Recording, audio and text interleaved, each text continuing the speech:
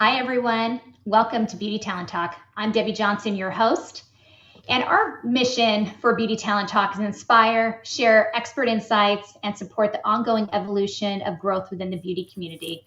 And today we have the pleasure of our guest, Reuben Carranza, CEO of Bonks Beauty. Thank you for being with us today. Thrilled to be with you, Debbie. Excellent. And then Christy, which is our moderator. I am indeed. So as we go through, we are very lucky to have Reuben today. So if you do have any questions or queries or anything that you want to bring up to him, pop them in the chat and I'll be sure to bring them up as we go through the show. So the title of our show today is Culture First Leadership, Building Trust, Talent Retention, and Sponsorship. So we've got a lot to unpack. So first we want to start off with Culture First Leadership. So Reuben, if you could share your philosophy and what's influenced in you in your executive career on this Culture First leadership style. Yeah, I think I'm happy to. And I think that, when I started with my first professional career out of college was at Procter & Gamble. And I think one of the dynamics that really was ingrained in me there, which has kind of set the stage for everything I've done, is the value of people, right? And our CEO at the time used to make the comment that you could take away all of the brands, the buildings, and all the technology, but if he kept the organization, we would rebuild it within 10 years. And it really spoke to the power of great people, great skill sets within the people, and an empowered organization that had a culture. So I think it comes from that. And in my 30 years of leading businesses, it's never not proven to be true. Culture is the glue that keeps the machine humming and winning. And so it's an important part. And as we talk about culture, and you have a really interesting journey from when you started at Amika, which the portfolio has grown with 2 other brands over that time. Can you share with us a little bit about when you joined Amika? What did that culture look like and how has it evolved over time? Yeah, I'm happy to. So I joined the Amika and Eva are 2 brands that were part of Heat Makes Sense and kind of founded by 2 brothers and one of the spouses of the brothers. So I joined at the time that the private equity company Bonks was about to close the deal on the acquisition. So I was coming in as the CEO. What I would tell you is the culture we found was very typical entrepreneurial, right? So about 280 people, because we also have our own warehousing distribution and as a part of that. The company was literally coming out of COVID, like everybody was remote and had been remote for a couple of years during the COVID timing. But what I found in terms of the organization was really a passionate organization, one that was very focused on winning, was working remotely, and was kind of really what I like to call, there were a lot of individual heroes and individual actions happening in the organization, right? So the challenge for me coming in was, number one, understanding and getting to know the organization and the people in a very dispersed structure, but also not really trying to hone in on what are the elements of culture that we needed to preserve, but where could we start to make the migration that we needed to? And there's an analogy that I used.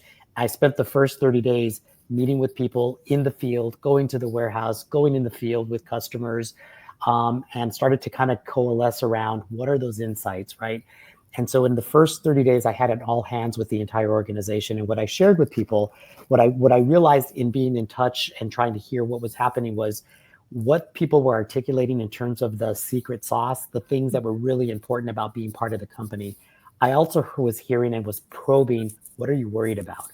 And the things that people were worried about was, this is going to become overtly corporate. They were worried about, we're going to be asked to come back to the office. And a lot of folks had moved away from Brooklyn because it had been 2 years of COVID hybrid, right? And they were also worried about like what's going to be on the agenda with this new leadership. So we really declared a few things. And I used an analogy with the organization. I said, what I've seen is all of these great things happening. And there's a lot of great people, a lot of great strategies. There's a lot of things that's happening in the organization. But we are a collection of world-class musicians that is playing an incredibly great jazz session. And we need to become a symphony. We need to stop being a jazz concert and we need to be a symphony. We all need to be playing off of the same sheet of music and playing in a more systemic way. And that is how we're going to harness the power of what we're doing. Okay. And so that allowed us to be able to talk about, of all of the different priorities, what I also saw that was really needed was people were actually working ungodly hours. And it was because there were so many priorities. So in the first 2 weeks, as I looked at with all the leaders around what were the priorities, there was over 250 individual priorities across the organization. And so I said, in order for us to become a symphony, we've got to stop doing things, right? So we coalesced around the core dozen priorities and said, we're not going to do the balance of those things. And now we got everybody focused. We then also got people kind of thinking about, it's really about focus versus a lot of what we call the individual heroics that were happening. Mm-hmm. And then probably the last thing from a culture standpoint that we really try to rally around is, I had the conversation with the private equity company, but I said, listen, we're going to embrace hybrid. And in order for us to embrace hybrid, because we've got a workforce that is younger, that is dispersed, that has been learning, and we've been learning how to do the business, in a hybrid environment. But what I said to the organization is, we're not going to go back to the office as a mandatory. We're going to embrace hybrid, but we need to put some principles around how we're going to do that. Okay, so we are going to operate under East Coast hours. So that means that for those folks that are in the West Coast, you're starting at 6 a.m., but you're finishing at 2 p.m. And why was that important? Because what I heard from the organization was, because everybody was in different time zones, we even had some people that moved to Europe.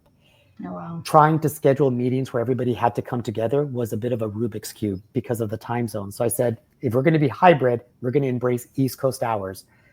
You need to be accustomed to that. Number two, cameras on. If we're doing meetings and you're joining remotely, everybody has to put your camera on, which means if you're working from home, you still got to get up, you got to shower, you got to put on your makeup, and you got to be in front of the camera, cameras on, because it's important for us to have the connection that's happening, right? Absolutely. We also had some other principles that we got everybody to agree to in terms of how we would prioritize follow-ups, how we would try to kind of get simpler on our meetings. But probably the most important one from my perspective was, as I said, if we're going to be hybrid, it doesn't negate the human connection that we have to have. So your leadership and your functional leaders, we're going to work on a plan to get us together. And the first declaration I said is, we're going to bring everybody together twice a year. So wherever you're at, you need to plan for twice a year, we're coming together as an organization. And then within your functional areas, you're going to have times in which you guys are coming together as well. Because while we work hybrid, we also still need to make sure that we're driving and fostering the face-to-face, eyeball-to-eyeball conversations that build relationships and also allow for collaboration. And these events that you have, that you bring the entire organization together, can you tell me a little bit about what's the agenda and how has it fostered stronger connections? Because your retention is very impressive. So I imagine that has something to do with it. Yeah, absolutely. So what we did is we pulled together a cross-functional leadership team to kind of map the what these kind of company gatherings, and we call them the academies. Mm-hmm. So we said we're going to do it twice a year. We're going to do one in the fall. And the Fall Academy is really bringing the organization together to do a few very specific things. One, across all of those events, it's around building, fostering relationships, connections, and networking. But what we also wanted to do in the fall is we're going to do a look back on the year, what worked, what didn't work, and what are the elements that we're building as we go into the new year and the prioritization for the new year.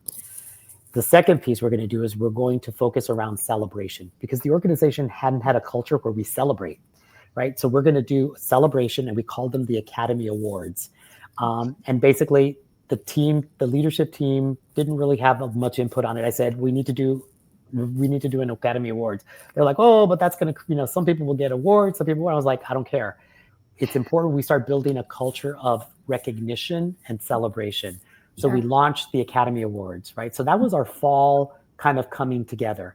We do another one in the middle of the first half of the new year, and that's where we focus around capability. So we've deployed what the plans are, what the focus areas should be, and what everybody's working against in the new year. We bring people together, and the focus on that new year is, again, networking, creating culture, etc. but we also focus on capability building. And so that's been an evolving agenda that we do every year, right? So the first year we focused around some very specific things. So the brands needed to do brand training for new employees and existing employees, and then talking about what new initiatives were coming. So there's a brand component to it. But we did a survey with the organization, and what we found was people wanted to get some training around a couple of very specific things. Negotiation training, right? Because what we heard was not just the salespeople are negotiators, the people in purchasing are negotiating, our supply team is negotiating, the brand builders are negotiating with agencies. So we did a whole series of modules around negotiation and negotiation training. We did a whole module around conceptual selling, right? And again, if I'm a marketer and I want more budget to go spend on upper funnel spend, I need to think about how am I going to conceptually sell that idea to my manager and to the finance team? And then how am I going to get support for that, right? So we demystified this idea of negotiation and selling being just a functional thing and really kind of did it as a training and capability for the entire organization. We did effective writing skills. We did training around tech forecasting, right? So but those two pieces have become kind of parts of how everybody knows they're planning for, and we're getting recommendations now from the organization on what's the next capability agenda that people are wanting to get training against, and then everybody looks forward to the Academy Awards. Yeah, I can see that. And it sounds like you're doing the surveys to get insights from employees on, where they would like to have that investment for future development. Correct. And part of what we ended up doing at the start of this is we also did so we had never had an annual survey, so we did an annual survey and we utilized the Great Places to Work framework for the survey, and that gave us a really good insight from the organization around where are we doing really well and what are the areas we need to focus against, right? When we did that, we then talked to the organization about here's what you told us in the survey.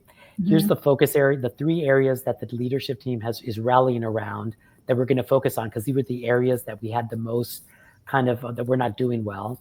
And here are the areas we're doing great in, and we're going to continue to focus against those. It allowed us to qualify as a Great Places to Work in our second round. And we've carried that certification and engagement increases for the last 3 years in a row. But what it did is it allowed us to really have a anonymous way for employees to tell us what's working, what's not working, and then they saw us come back to them with plans to address the things that weren't working. So it sounds like you've opened up this opportunity for employees to have a voice. You're listening to it. You're being able to take actionable plans, and that kind of goes into our next topic of trust. I mean, trust being, critical for talent retention and long-term satisfaction for employees. How else have you been able to instill trust within the organization and with the employees? Yeah, Debbie, that one is probably could be a multi-week seminar, right? Because everybody's situation is different. I think for us in our experience, what we started to do, what we found was, again, when we declared we're going to be hybrid and here are the rules of engagement, when we set the context around we need to become a symphony, not a jazz session, right? We need to simplify. So we need to make decisions, and we made decisions. Here are the priorities that everyone's flowing against, and here are the things we are overtly saying we're not going to do. That was the start of starting to build trust. What we then did is we said, we're committing to the organization that we're going to do a monthly all hands where we're going to talk about the business, the focus areas, what's working, what's not working. And we kept the drumbeat of communication happening. And it wasn't happening at the lowest levels. It was happening from the very top with a unified leadership team. So that was really important. And I should say that was important because one of the other dynamics that I found as we were doing the listening tour was prior to the sale, that sale was happening in the context of COVID. So you had people, one of the big issues that people were kind of talking about was, I don't know who finally makes the final decision. So part of the swirl and part of the endless list of priorities was because they would ask one co-CEO and they would say one thing, then someone else would ask the other co-CEO and they would say something different. Then they would ask another leader in the organization who would say something different. So people were like, Who makes the final decision? So Sure. the simplification of decision making and then the reinforcement of that on a monthly basis really created an element of Reuben said, and the leadership team said, these were the priorities. These things kind of came up again, and the leaders were very aligned. Nope, we said we weren't going to do that. Take it off your plate. Once that happened in a couple of cycles, people were like, okay, they're really serious and they're talking to each other and they're aligned. That went more in building trust than I think anything else we could have done. I can see that. And it sounds like the all hands is a town hall. Is Correct. that a monthly town hall? Correct. And how do you set up? Because I think those are very effective. And I find that most companies that have it, employees appreciate it. They feel confident in where the company is. And in today's economy, where there is so much uncertainty, I think that speaks volumes. What kind of agenda do you put together to ensure that you're covering the right topics? Yeah, so I think the evolution that we've done from what I was just describing, right? The whole idea was always to separate the organizations and the brands so that, because about 60% of the organization was commingled. So the operational team was supporting Amika and Eva, and we have a third brand, Teak Beauty, that was brought into the portfolio, right? So, but what we needed to do is really say, okay, we need these brands to all be vertically integrated amongst themselves and no shared resources, because I'm an analogy guy. The analogy I shared with the organization was, think of ourselves as on the dock of a cruise ship, right? We've got 3 yachts that we're about to launch. Each of the yachts are going to have to be provisioned and they have to be fueled to go on the direction that they need to go individually. They're not all going in the same place. So we need to make sure that the crew is specific, the provisions are specific, and we're setting them up to get to their end destination in the right way.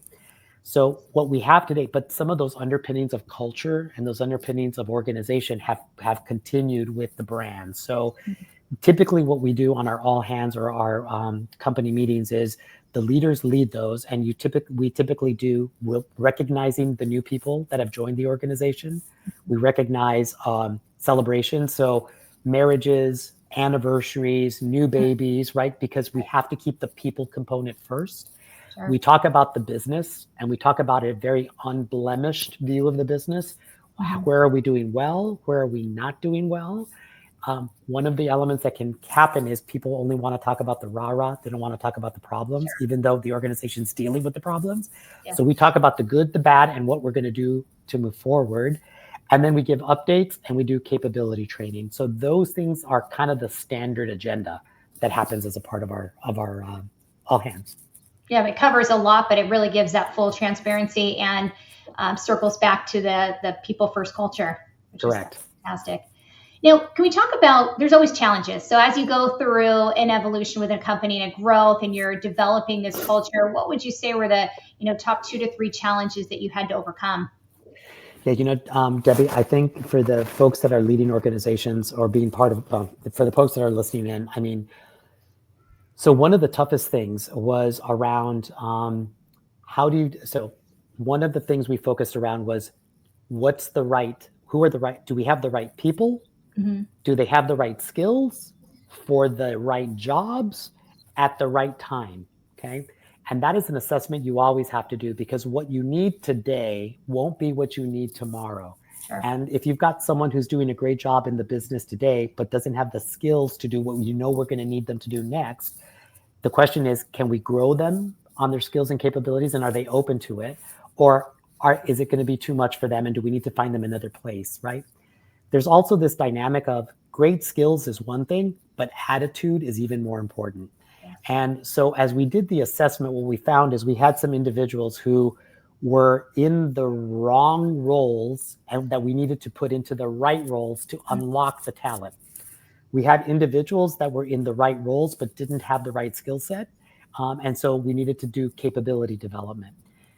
The hard ones were where we had the right people in the right roles with the right skill sets, but completely wrong attitude. They had no interest in where we needed to go. And in some instances were destructive in terms of what they were doing in the organization, right?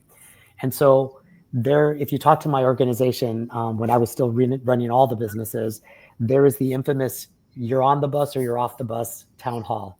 And it was the conversation where I literally had to say to the organization, look, here's what we're doing. Here's the assessment. Here's the design work that we're doing, et cetera.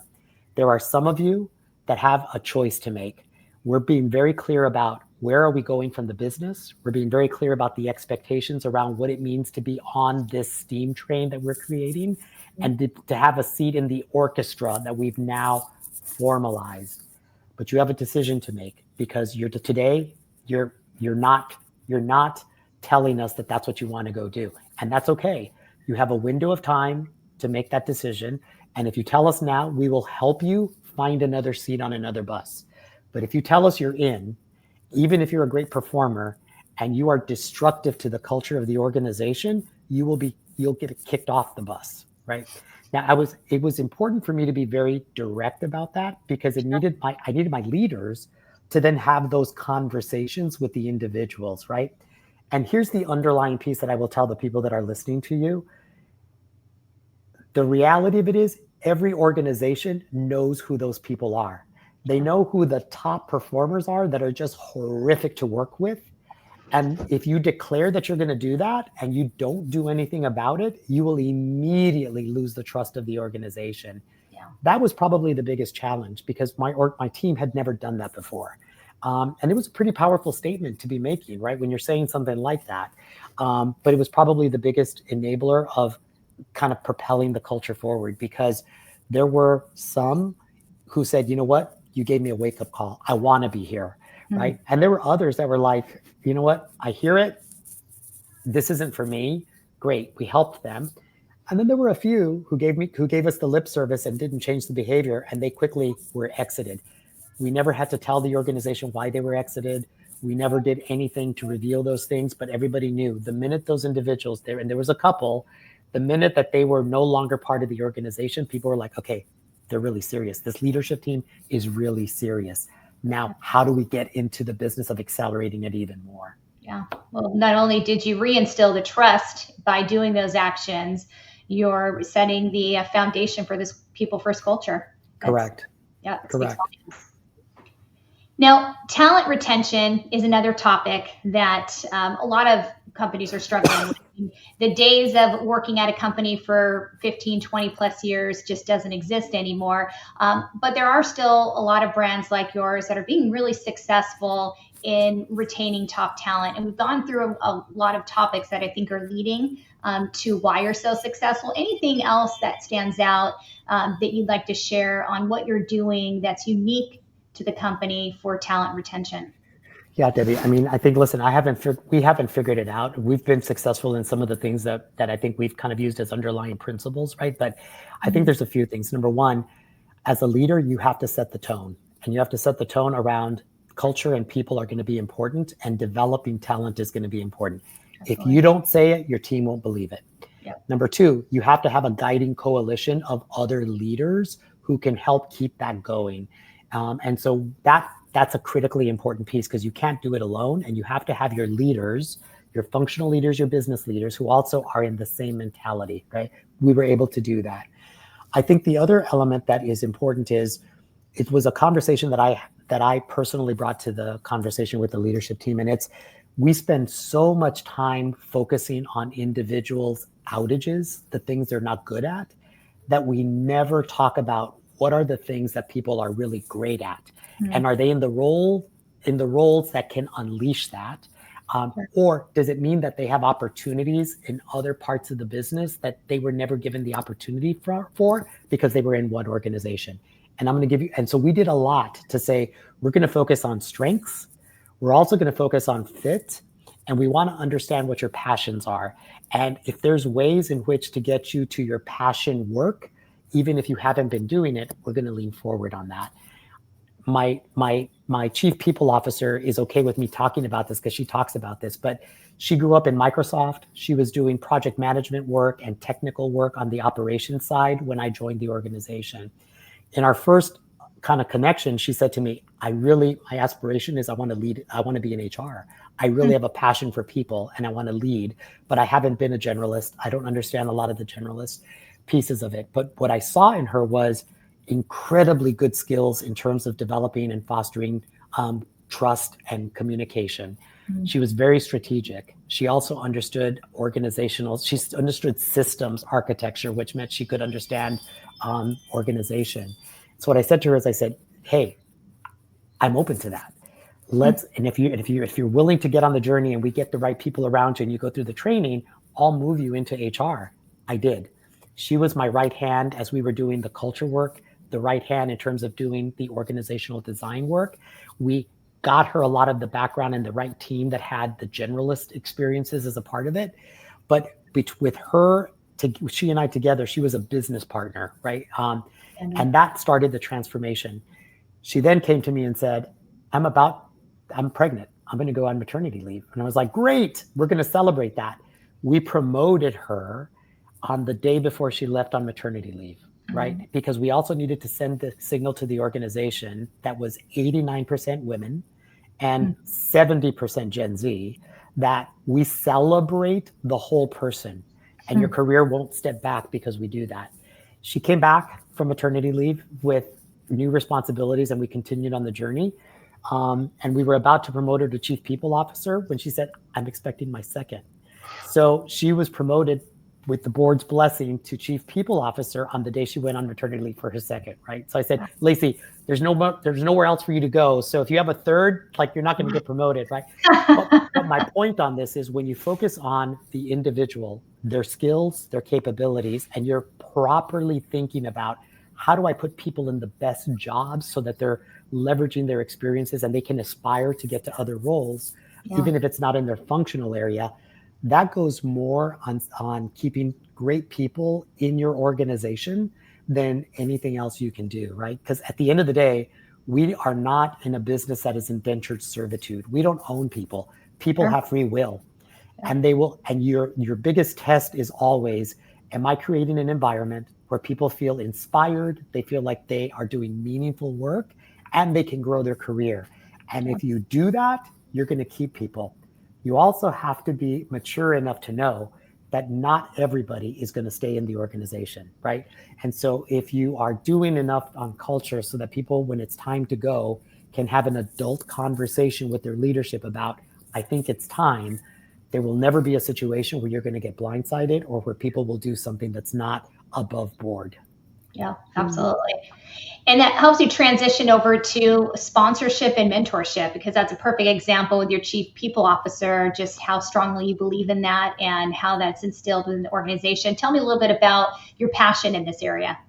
Yeah, listen, there's the stuff you go to school for, and then there's the stuff that you learn in the real world, right? And I was very fortunate to start my career at Procter & Gamble as a field sales rep. I was selling Folgers coffee and Sunny Delight in Northern California. But the leadership training program was so critical. And what I remember, some of the nuggets of inspiration that have been a part of my philosophy on how to lead, how not to lead, was driven by some of the mentorship that I had from very senior folks and peers who always were thinking about how do we create kind of this dynamic of growing leaders and, how do I reach back and pull people forward, right? So that idea of not just how do I get ahead, but how do I ensure that I'm building a team and building people to get ahead was kind of part of the DNA. That's been also what I found in the Amika, Eva, and Atik businesses is that is a philosophy that exists within the organization as well. And it's been okay for us to declare that. And so it's really just making it part of how we think about mentorship, how we think about sponsorship, right? So mentorship, we've formalized how we do employee mentorship, but all of our brands, and Amika in particular, has also created a formal mentorship program for working professionals in the industry. So we don't just do it amongst our own organization, we're doing it with the industry. We also have said with the leaders, part of the expectation is sponsorship, right?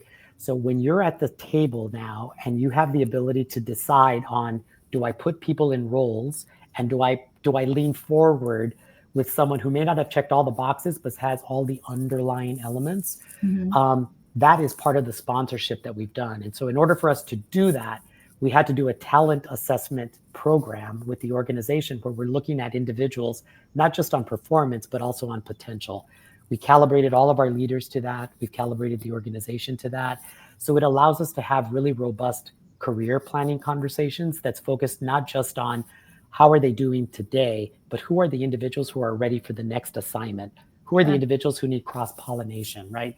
And that allows sponsorship to actually come to life because we now have a vetted way in our own employee group to be able to say who are those players that can actually do that. Sure.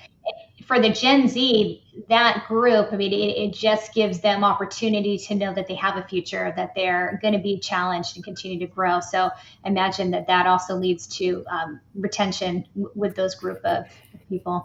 Yeah, it does. And I think it also, what it allows us to do is it also allows us to have, at the end of the day and the very foundation, you need to be able to have open and honest conversations. Manager to employee, employee to manager, peers to peers, right? It's like any relationship. If you have a really healthy relationship, it's because you and the other person can have very open conversations. Absolutely. It's the same thing with our employees, right? And sometimes our employees, so new managers haven't been trained on how to have tough conversations, or they haven't been trained on how to have a career conversation.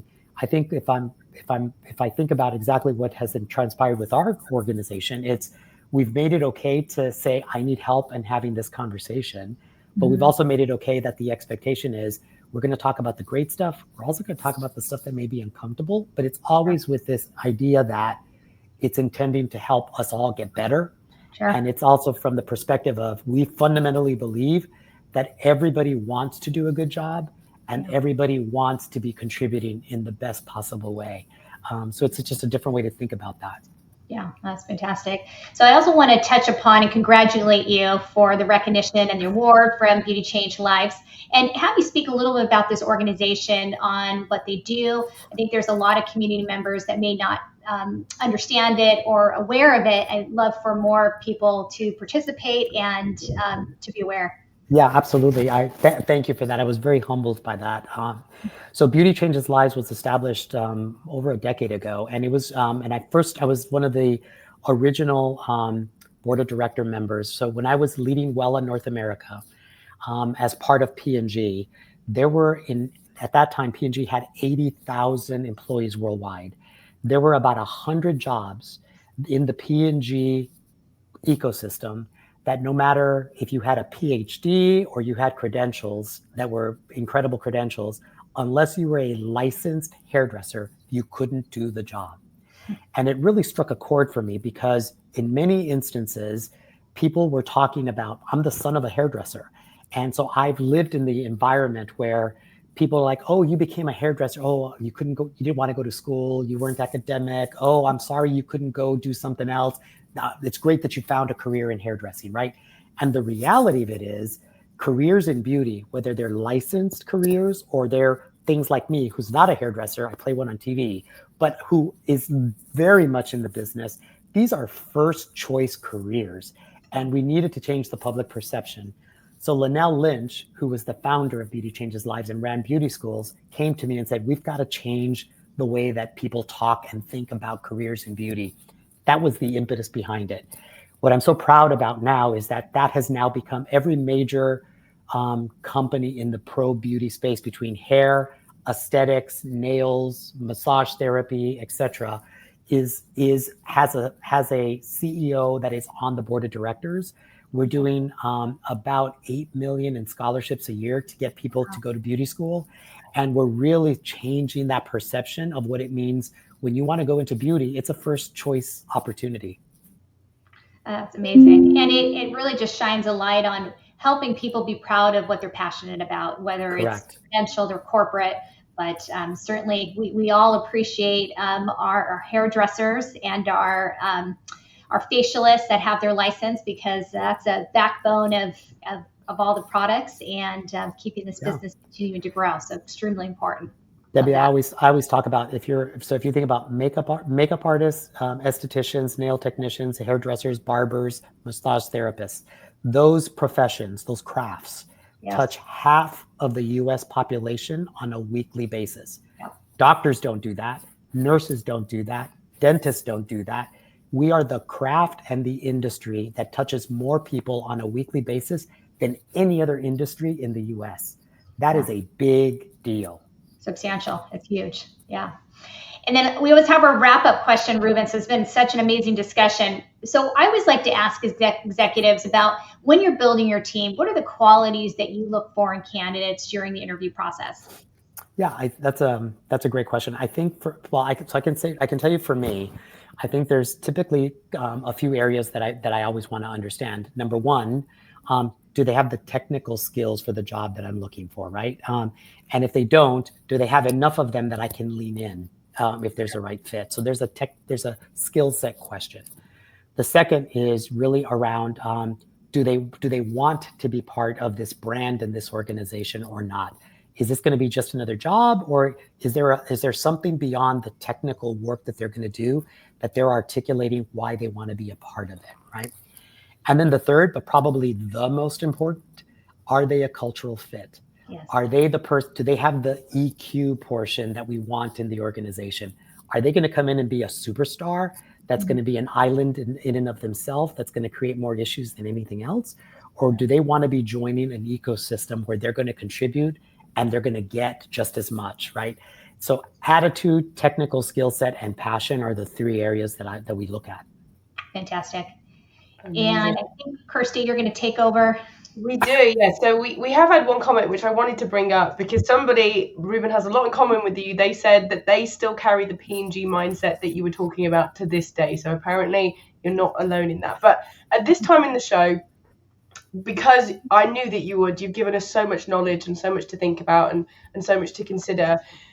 At this point, if somebody's watching this and they're thinking, I'm a leader and I want to create a culture that is linked to what you've been talking about today and has all those positive benefits, what is the top tip that you would give to that individual and think like, this is the thing that you need to start with? Yeah, I think, so I think I think the first thing is self-reflection, right? It starts with you as the leader. The leader sets the tone for the leadership team and for the organization around what matters. And what I shared in my story was one of the things that I declared from the very beginning was people are important, right? And I believe that, and I shared this. I shared with my organization the 17 principles by which I operate, and I would ask them to operate, right? But I said to people very upfront, I believe that everybody wants to do a good job, and I also believe that everybody wants to feel valued and be in a role that they believe they're adding value. That's a very different dynamic than I'm looking for the problem children and I'm looking for something that isn't working. So it starts with what's your mindset, and are you comfortable in declaring it to the organization? From there, being open to and empowering your organization to kind of getting the right people. You need a guiding coalition. You can't do it yourself. So is your leadership team also aligned to that? Those things I think are really important in starting the journey. Amazing. Thank you so much for that. That's great. Okay, Debbie, unfortunately, we've come to that time of the show where it is towards the end. So would you like to thank everyone and lead us out? Yes, thank you everyone for joining this discussion. Reuben, thank you for your insights and sharing your expertise. And I hope that many leaders will be able to take some actionable insights and implement there in their organization to have this positive people first culture. So it's been amazing having you as a guest. Thanks again. It's been my pleasure. Thank you so much. Have a great day, everyone.